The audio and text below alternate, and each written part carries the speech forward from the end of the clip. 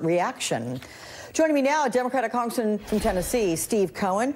Welcome back. Good to see you. And I'm curious, do you believe the president's self-proclaimed past business dealings with Saudi Arabia will compromise his ability to be tough on that country in this case? Because he talks about having made millions and millions of dollars on deals with the Saudis. That's Donald Trump's #1 concern in every action he takes is making money for him and his family. It's that type of behavior, which really was never envisioned to be this obvious and this outrageous, why the Founding Fathers put the Emoluments Clause in the Constitution to say that the president couldn't take money from a foreign potentate or power without the permission of Congress. This president has asked for no permission. He's taken money from the Saudis in Trump Tower, to where they've got a big holding, and at the Trump hotels where they stay every time they can. And he said publicly that they have so much money, they pay just anything that they ask, they just pay inordinate amounts of money for his condos. Historically, American foreign policy has been based on America's interest and America's values, and it's a balancing act. Now it's America's interest, America's values, and Trump's interests. And Trump's interests trump everything. That's why the Emoluments Clause lawsuit that Senator Blumenthal, myself, and about 100 and some odd additional members of Congress is alive and active in the United States District Courts in Washington, D.C. Yeah. You mentioned Senator Blumenthal. I want to play a little bit of what he said about the relationship between Donald Trump and Saudi Arabia. Let's listen to that.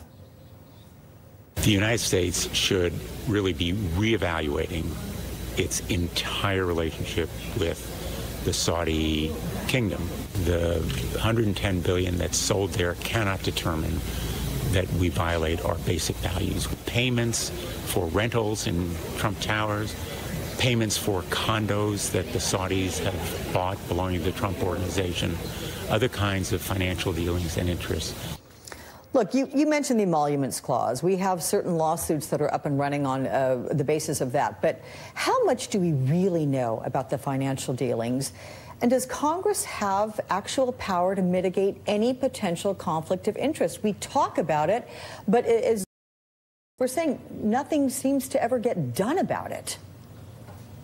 Well, the remedy is impeachment, and naturally you need to have the votes. And the Republicans won't even consider any hearings in Judiciary Committee on any of the alleged and I think obvious misdeeds of the Trump team involved with the Russians and the election in 2016. Therefore, nothing's come up. That was an issue that the judge had to deal with, and whether to give us standing to proceed with our emoluments lawsuit in the federal courts, because the other side said, no, the remedy is in impeachment. Well, it is, except when you have both the houses in charge of the same party as the president and have people that are not exercising their oath of office and looking out for the best interest of the American people, but looking out for the interest of the American president. So we are active in court, and that's important. I filed a HRES 621 a goodly while ago. We have about 17 or 18 sponsors for impeachment of the president, and one of the bases is Emoluments Clause violations, both foreign and domestic. And domestic is about the amounts of money he makes from taking monies from the government for trips to Mar-a-Lago and charging our Secret Service for golf carts and food and rooms and you name it. This is just a criminal enterprise run amok on the American people, and the biggest con job on the face of the earth. Can I talk Trump taxes here? Because the IRS says there's nothing that prevents individuals from sharing their tax. The tax information. Look, if Democrats take the House, first of all, can you get a hold of Donald Trump's taxes? And then can you somehow make the president's tax returns public? Would you do that? How would you do that? Well, Representative Pascrell has made an effort to get those taxes on the Ways and Means. There's a way to do it, legal way to do it.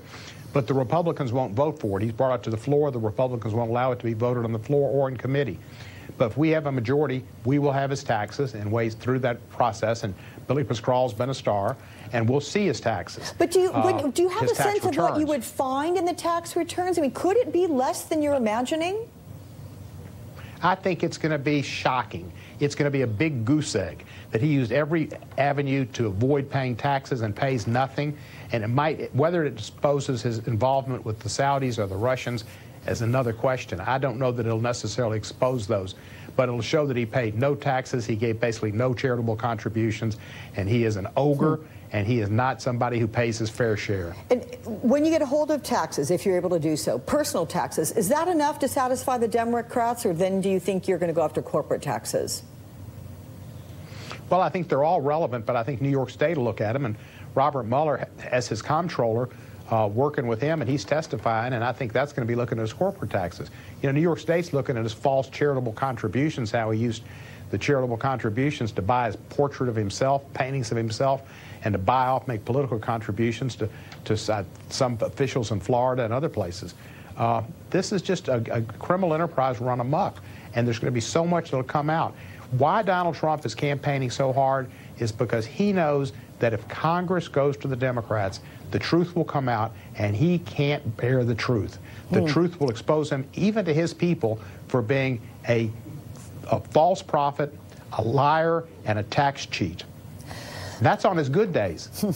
Let me ask you about the Senate race in your state, because it got a lot of high profile when fellow Tennessean and superstar singer Taylor Swift broke her silence on her political leanings. And former Governor Phil Bredesen trails Marsha Blackburn. She endorsed Phil Bredesen.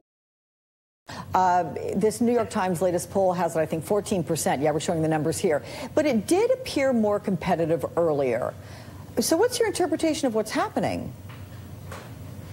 Well, I think the Kavanaugh hearings had an effect, and I don't know that the former Governor Bredesen helped himself particularly by saying he would have voted for Kavanaugh at the end, but he did, and it cost him some enthusiasm among Democrats. But when it gets down to it, Democrats will vote for Phil Bredesen, and we're going to have a big blue wave and a big turnout. I'm working to bring out the vote in the 9th District and urging people it's the most important election in the history of our 9th Congressional District. We can make the difference in Tennessee and make the difference in the Senate by electing Phil Bredesen.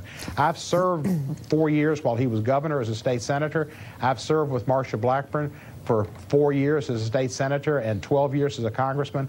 There's no comparison in the two people. It's like comparing Archie Manning to the water boy. Well, we do know there was a huge spike in voter registration on the heels of Taylor Swift calling for people to register to vote. So we will see what happens. I'm sure we'll talk with you again very soon, Congressman Steve Cohen. Thank you so much.